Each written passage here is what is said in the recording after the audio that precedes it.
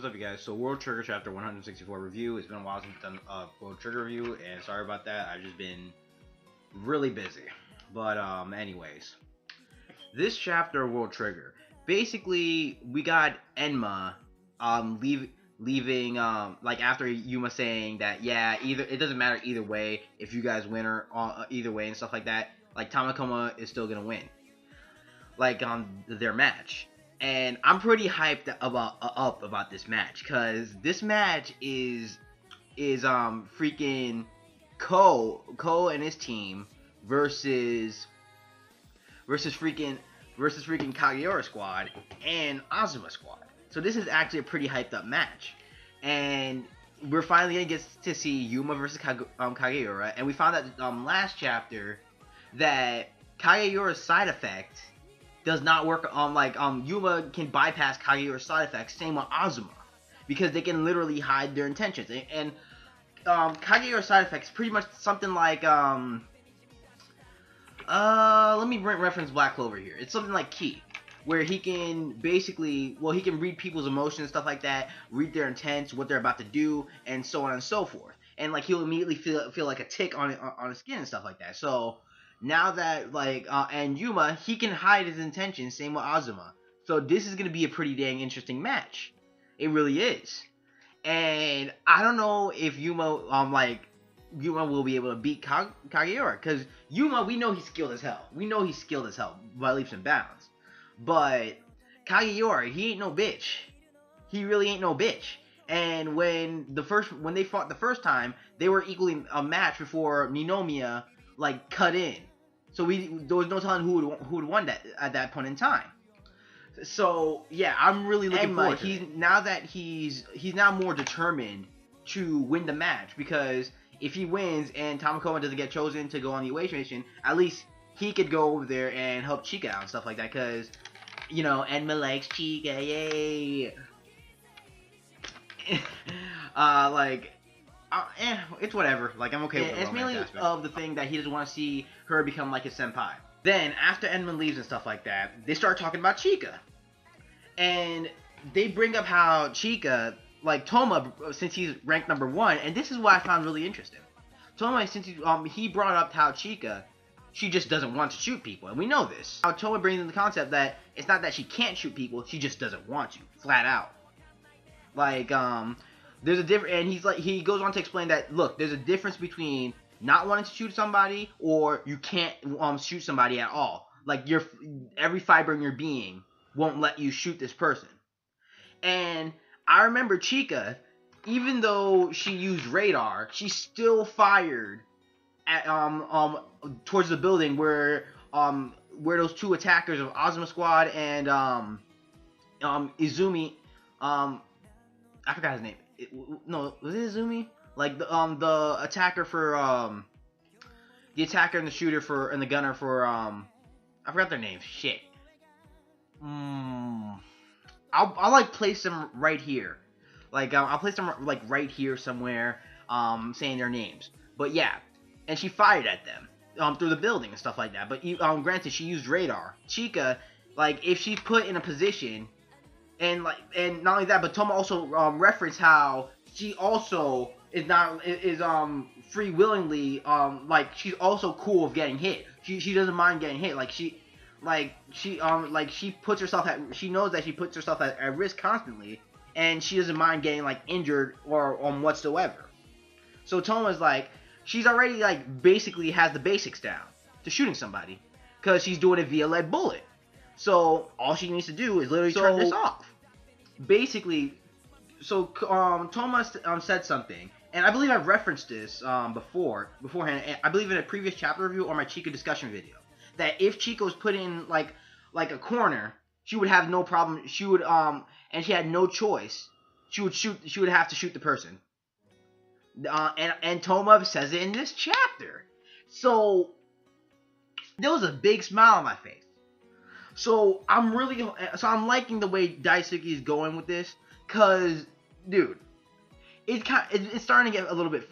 It's been getting a little bit frustrating that seeing Chika and having, because we've seen this time and time again. We've had anime characters and within the females too, where they have so much power, but they never do anything with that. And that's like a constant trend in anime and manga in general. Like, we've seen this so many times, like where we had female characters who are hyped up to be powerful and stuff like that, yet they have a problem to where they don't use their powers to the full, they don't use their powers to the full, to their fullest potential whatsoever. And that's been like kind of infuriating, seeing that time and time again. Like, let me reference Bleach here. Orihime, like, she was hyped up, like, her powers were hyped up, like, where she can literally just, like, erase things from existence or reject, God's will or whatever. And Kubo never did anything with that. She was, like, dude, with a power like that, you should be, like, one of the most powerful characters in the series, bar none. Yeah, I'm really happy that Daisuke, he's not gonna, well, I hope not. I hope he doesn't, like, keep going that route, because that's gonna suck. That really is. So then that'll just mean that all Chika is a power supply. That's all she is. She's a support fighter, but she's a power supply too. And so Toma says that, like, once Chika, like, can finally shoot somebody, she'll be able to do it with no problem now. And that'll be good, because if she goes on the away mission and stuff like that, she'll finally be able to defend herself. And that'll actually go really good with Chika's character, because Chika does not want to be a burden to everybody, and her not wanting to shoot people is completely hindering that development. It's actually stunting her. It really is. So this, I believe, is a good route for Chika, for her character overall. That way, she can finally defend herself, and she won't be in. It'll tie into her previous one of her foundations as a character, to where to joining Border, where she does not want to feel like a burden to everybody and stuff like that, and she wants to pull in her own weight, and she wants to go find her brother and her friend.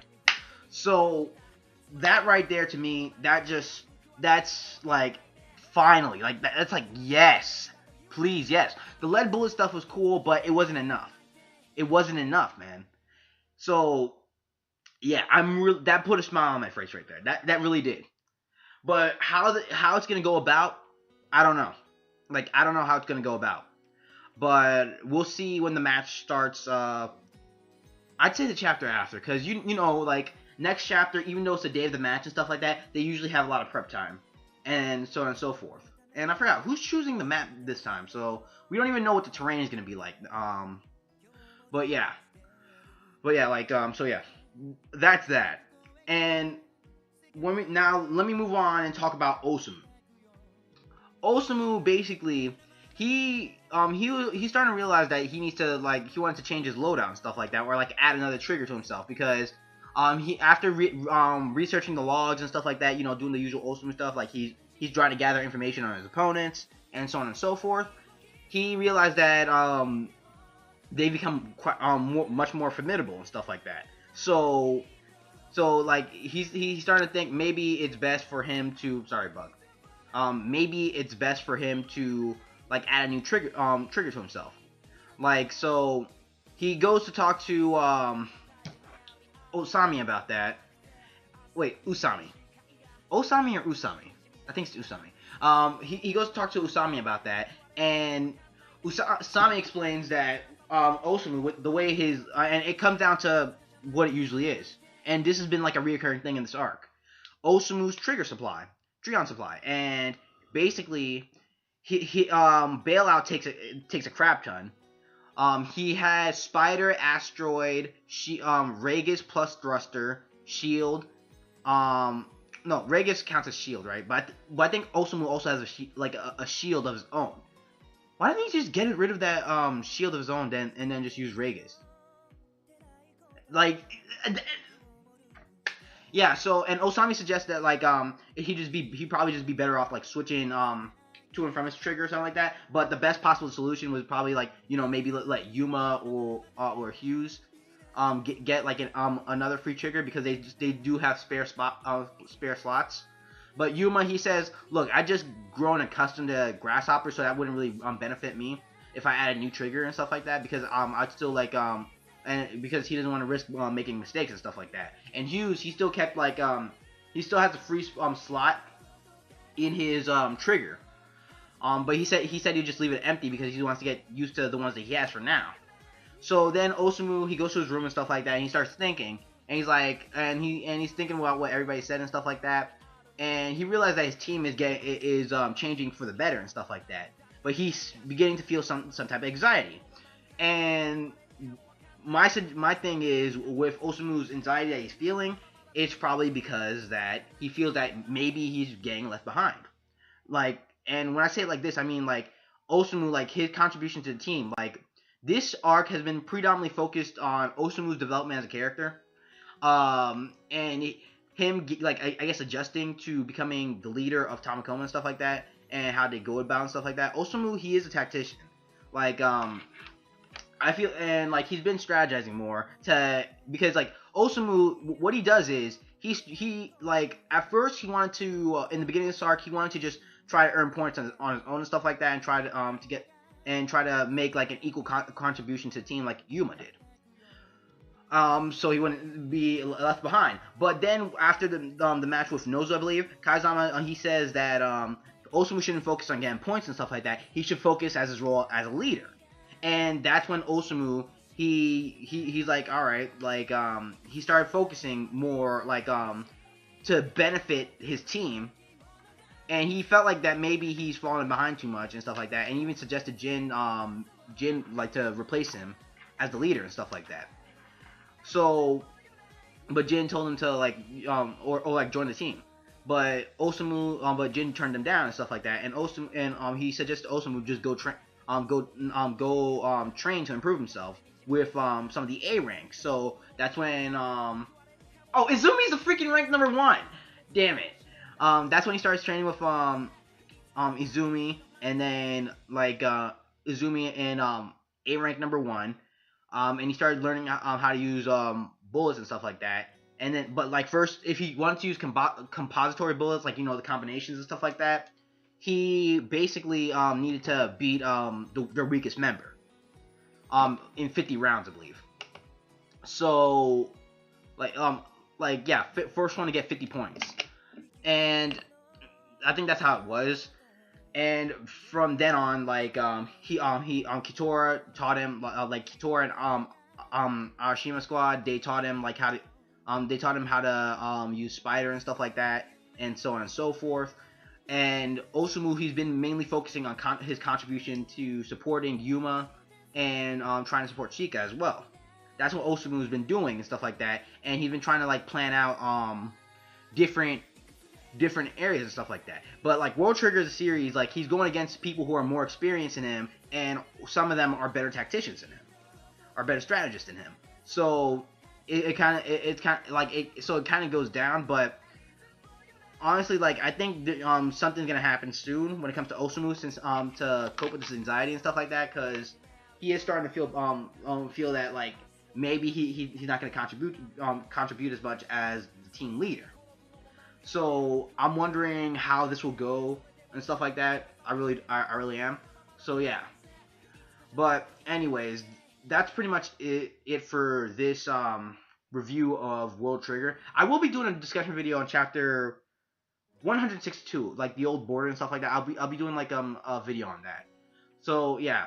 So tell me you guys thought about the chapter. Like the video, comment, and subscribe, and I'll see you guys later.